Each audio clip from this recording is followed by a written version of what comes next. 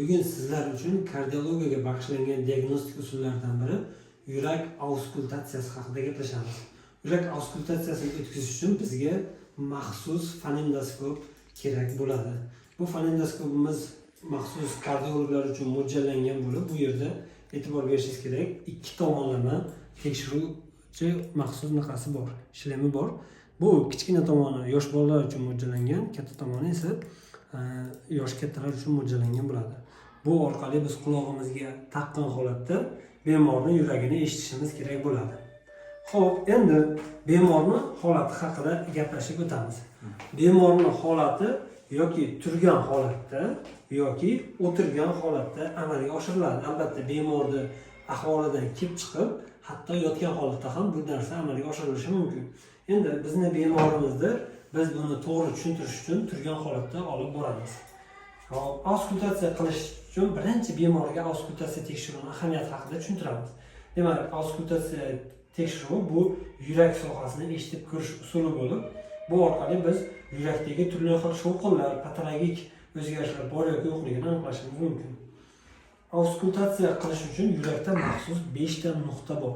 Har bir nuqtaga bittama-bitta fonendoskopimizni qo'yib eshitib chiqish talab qilinadi.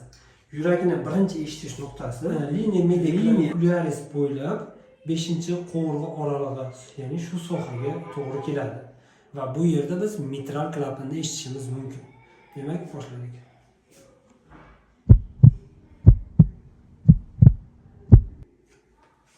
Xo'p, endi ikkinchi eshitish nuqtamiz bu aortal klapanni eshitish nuqtasi bo'lib, bu nuqta tosh suyagini 10 yon chizig'i bo'ylab linea parasternalis dekstra bo'yicha 2-qo'ng'irg'i oralig'iga, ya'ni xuddi shu nuqtaga to'g'ri keladi. Demak, ikkinchi sohani eshitamiz.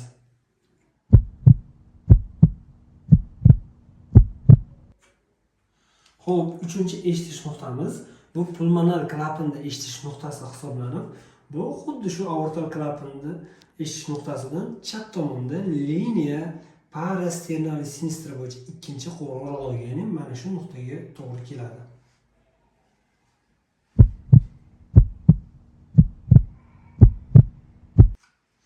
Xo'p, uchinchi eshitish nuqtamiz bu 3 tabaqali klapan, trikuspidal klapanni eshitish nuqtasi bo'lib, linea parasternalis sinistra bo'yicha 4-qo'ng'irg'i oralig'iga va bemorning holatidan kelib chiqib, bu narsa tosh suyagini xanjarsimon o'sig'i ostiga ham to'g'ri kelishi mumkin. Ba'zi semiz giperstenik odamlarda bu o'ng tomonga ham to'g'ri kelishi mumkin. Ko'pincha normostenik odamlar uchun bu linea parasternalis sinistra bo'yicha 4-qo'ng'irg'i oralig'iga, ya'ni mana shu sohaga to'g'ri keladi.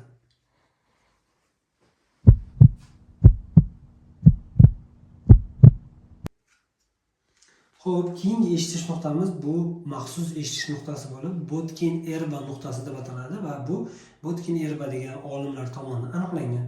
Bu eshitish nuqtasi orqali asosan pulmonar va aortal klapanlardagi ba'zi bir patologiyalar aniqlanadi.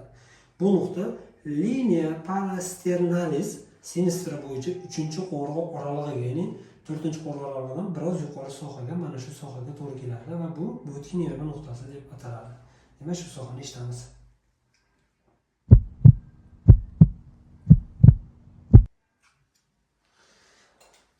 Xo'p, mana do'stlar, sizlar bilan auskultatsiya haqida batafsil gaplashib o'tdik. Jami 5 ta nuqta haqida gapirdik.